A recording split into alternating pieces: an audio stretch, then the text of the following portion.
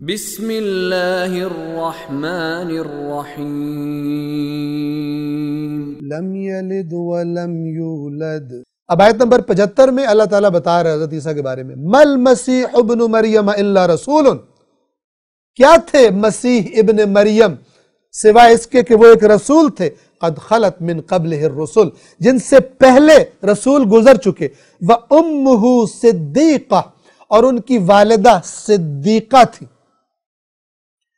کانا یأکلان الطعام، توجہ کیجئے، جو کھانا کھاتا ہو وہ اللہ نہیں ہوتا، کھانا کھاتے تھے یہ دونوں، عیسیٰ اور ان کی والدہ علیہ السلام، کانا یأکلان الطعام، یہ دونوں کھانا کھاتے تھے۔ انظر اے رسول دیکھیے، کیف نبین لہم الآیات، کیسے ہم ان کے سامنے آیات کو کھول کھول کر بیان کر رہے ہیں، ثم انظر، اور پھر دیکھیے، انا یؤفکون، اس بیان کے باوجود کہاں یہ جھوٹ میں بھٹکتے پھرتے ہیں، پھر یہ گھڑ گھڑ کر باتیں لاتے ہیں اور تعویلیں کرتے ہیں، اور پھر شرک کی وادیوں میں، جھوٹ کی وادیوں میں بھٹکتے پھرتے ہیں۔ قل، اب اس آیت نمبر 76 پر توجہ کیجئے کہ تم عیسیٰ کی عبادت کر رہے ہو، عیسیٰ کو تم اللہ کا بیٹا بنا رہے ہو، عیسیٰ کے بارے میں غلو کر رہے ہو، عیسیٰ کو اپنے نفع نقصان کا مالک سمجھتے ہو۔ عیسیٰ تمہارے نہ کسی نفع کا مالک ہے نہ کسی نقصان کا، اللہ مالک ہے۔ توجہ کیجئے، قل، آیت نمبر 76، قل، اے رسول کہہ دیجئے، اتعبدون من دون اللہ، کیا تم اللہ کے سوا اس کی عبادت کرتے ہو، ما لا یملک لکم ضرا ولا نفعا، جو تمہارے لیے نہ کسی نقصان کا مالک ہے نہ کسی نفع کا مالک ہے۔ پس نفع اور نقصان کا مالک کون ہے؟ اللہ ہے۔ اور یہاں پہ اللہ تبارک و تعالی بڑے واضح الفاظ میں کیا فرما رہا ہے کہ وہ اللہ کا نبی جو ہے وہ تمہاری ہدایت کے لیے ہم نے بھیجا ہے۔ اس کے بعد نفع اور نقصان کا مالک کون ہے؟ اللہ تبارک و تعالی۔ بالکل اسی طرح سورۃ الجن میں ابھی کچھ عرصہ پہلے گزری 29ویں پارے میں اللہ نے اپنے رسول کو حکم دیا، اے رسول ان سے کہہ دیجئے، قل انی لا املک لکم ضرا ولا رشدا، کہ بے شک میں تمہارے کسی نقصان اور کسی رشد، ہدایت، نفع کا مالک نہیں ہوں۔ لہذا اللہ تبارک و تعالی کی توحید ہے، اسی کی ذات نفع اور نقصان کی مالک ہے، اصل مالک ہے۔ کہہ دیجئے اے رسول، کیا تم اللہ کے علاوہ اس کی عبادت کرتے ہو جو نہ تمہارے نقصان کا مالک ہے نہ نفع کا؟ اللہ هو السمیع العلیم، اور اللہ سمیع اور علیم ہے، یعنی تمہاری باتوں کو سن رہا بھی ہے اور تمہاری باتوں کا علم بھی رکھتا ہے۔ وہ جو ہر وقت سنتا ہے اور ہر وقت علم رکھتا ہے، وہ ہے نفع نقصان کا مالک، اور یہ اس کی صفت ہے، ہر چیز کا سننے والا اور ہر چیز کا علم رکھنے والا۔ آیت نمبر 77، قل یا اہل الکتاب لا تغلو فی دینکم، کہہ دیجیے اے اہل کتاب اپنے دین میں غلو نہ کرو، غیر الحق، نہ حق غلو نہ کرو، حق کو چھوڑ کر حد سے آگے نہ بڑھو۔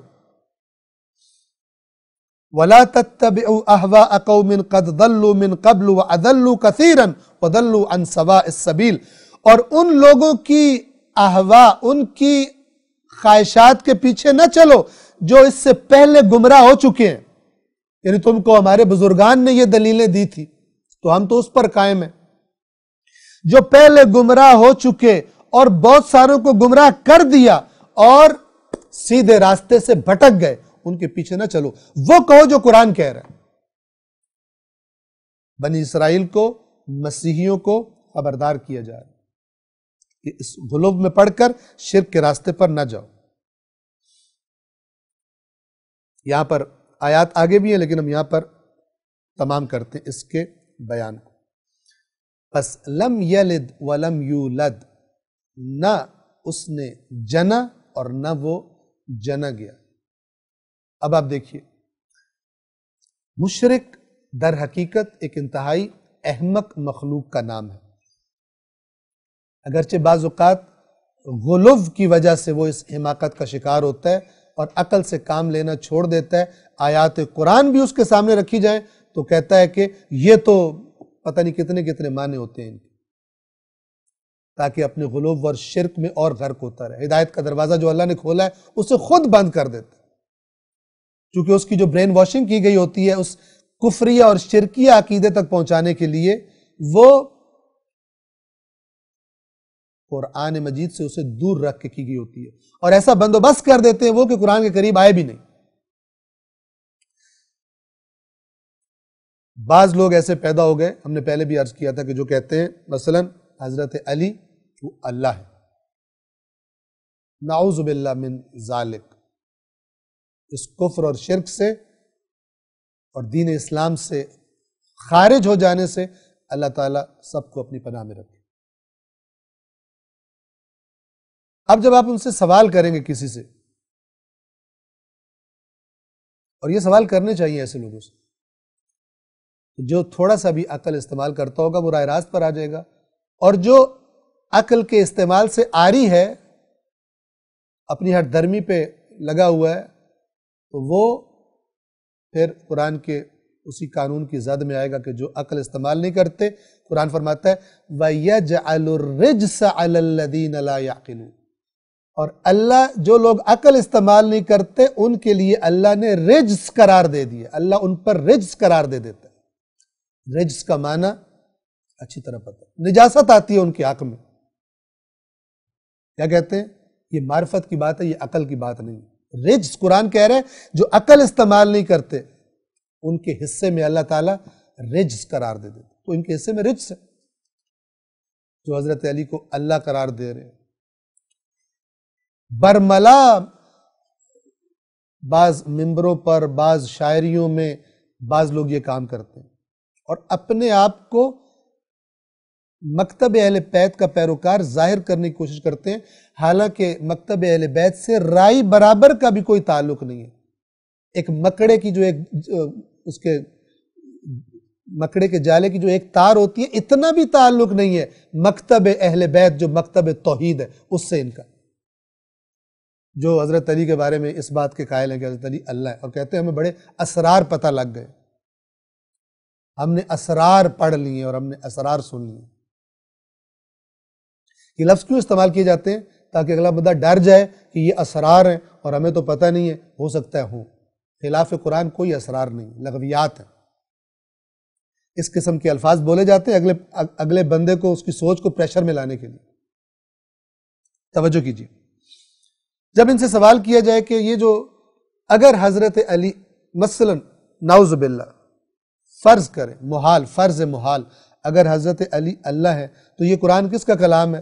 پھر حضرت علی کا کلام ہوا، کیونکہ حضرت علی اللہ ہے تو پھر قرآن ان کا کلام ہوا۔ تو پھر حضرت علی اپنے کلام میں فرما رہے ہیں کہ نہ میرا کوئی بیٹا ہے، نہ میری کوئی ماں ہے، نہ میرا کوئی باپ ہے، نہ میں جنا گیا ہوں، نہ میں نے جنا ہے۔ بالکل سورۃ الاخلاص یہی کہہ رہی ہے، جو اللہ ہے اس نے نہ کسی کو جنا نہ وہ جنا گیا۔ اچھا، تو پھر جناب سے سوال کہ حضرت علی کے والد وجود رکھتے تھے یا نہیں رکھتے تھے؟ ان کے تو آپ قصیدے پڑھ کے نہیں تھکتے، نہ تھکنا چاہیے۔